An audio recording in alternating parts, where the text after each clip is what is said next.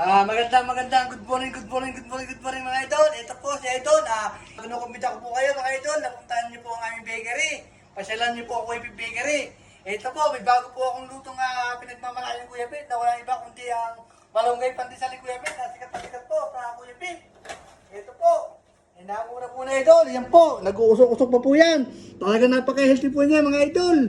Talaga po nga napaka-swabe-swabe po ng lasa ito mga idol. Ang malunggay pandesal ni Kuya Pete.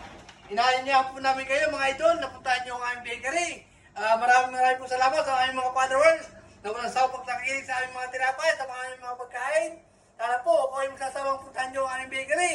Nakakatawa po ng puso ang mga papuri po niyo sa amin. Kaya po mga idol, ano ba natin niyo?